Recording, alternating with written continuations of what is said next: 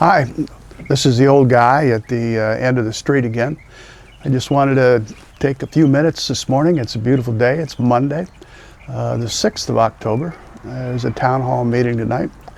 And this particular video is really addressed to the West Creek property owners, ones that own the majority of the M1 zoned property, lovingly called West Creek. Those folks have been very good to Goochland County for the most part over the last decades. I mean, they came in and formed this commercial consortium to work out the details and get a tax base for the county, hoping for commercial growth in this part of the county. That didn't work out, and some of the landowners were able to adjust by adding residential property next to the M1 zones. And I'm told, this is hearsay, I'm told that some of the M1 property owners questioned the county when they put residential sections in, that they didn't add pads or buffers in the residential areas.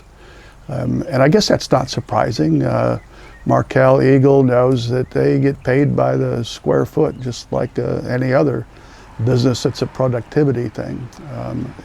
And because nobody lived here, the public hearings that they had were didn't do anybody any good, including the landowners. So I'm wondering if the landowners really want to, what's happening to us is we're actually dividing the county. We're turning against each other, and there's a perception that it's us versus the M1 landowners. I'm not sure that's correct. I think the M1 landowners are in business, and they're trying to develop the property so that they can realize the return on their investment. I'm not sure that they have any intent of being harmful to the people that live here. Matter of fact, the past history of most of the landowners is that their benevolent nature helps the county. Some of them are citizens here and live here. Right now, the county's looking for a silver bullet. They want a quick solution, and I think they want a quick solution because they've got a credit problem probably. When the Board of Supervisors borrowed the $70+ million, now $90+ million debt to finance the infrastructure in the eastern half of the county, and they were left holding the bag when Motorola moved out.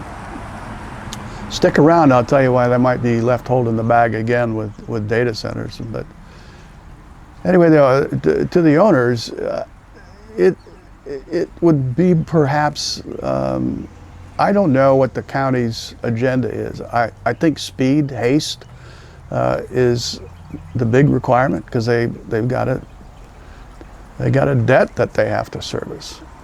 And so to service that debt, they've come up with some ideas that nominally add some protective measures to the citizens. It's puzzling, though, why they would want to do something that would divide the county between the West Creek property owners and the citizens.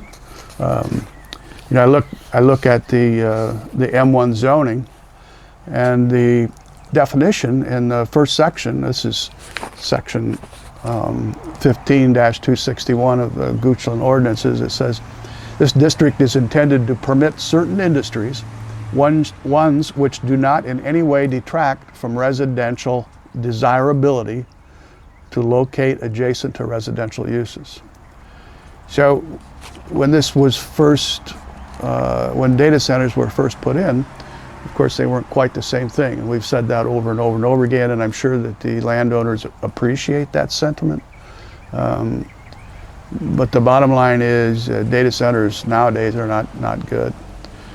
I would hope that we can come to some sort of an agreement on what's allowed. Right now we're doing the technology overlay district and the technology zone, and the two things together, one being an appropriation vehicle to take money from the tax pool and pay for the connectivity and other activities that a developer might need to come in here or appreciate to come in here.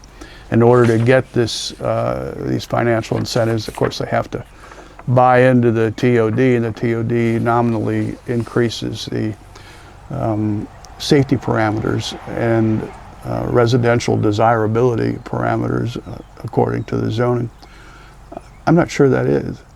So I'm wondering if any of the landowners want to, you know, drop me a line. Let's talk about it. I mean, we've got a lot of people here in eastern Goochland that have national and even international connections with businesses and institutions, for-profit, not-for-profit.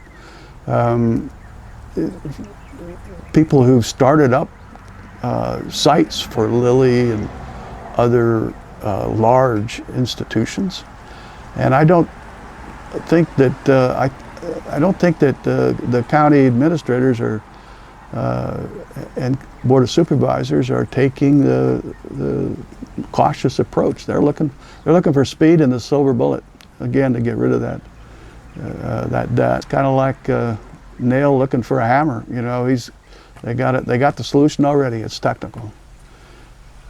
The negative side of data centers is the technology is growing rapidly, and some data centers are sitting empty even as we speak. They're built and then they're left empty, and the reason why they're left empty is they're waiting for the next generation of technology, and it gets renewed, not as quickly as the original chips, but it gets renewed every 3 to 7 years. And right now the NVIDIA chips are completely redesigning the interior of a data center, what it's going to take to cool these monster chips. So a data center could sit empty. If it sits empty, of course, there's no personal property tax on hardware or software because the thing is empty.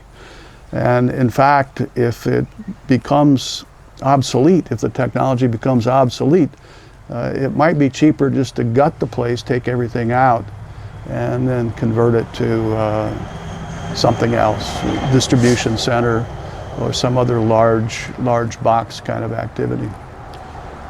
So that we already have one of the lowest tax rates for data centers in Virginia. I think only Southwest Virginia is lower than ours.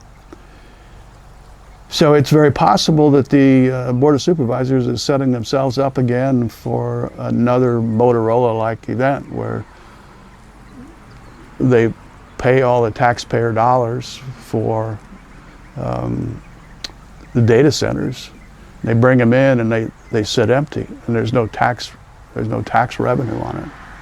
And of course, even if you do put servers in there, if they bring in financial systems, I'm not sure exactly what the drop is, whether it's 80%. So the tax rate might go from 42 cents per hundred down to 15 cents per hundred, which is a significant loss of taxable income. So anyway, owners, if you're interested in maybe seeing what the residents and citizens got for ideas, got for contacts, it might be a cool thing. So anyway, thanks for watching. Stay tuned.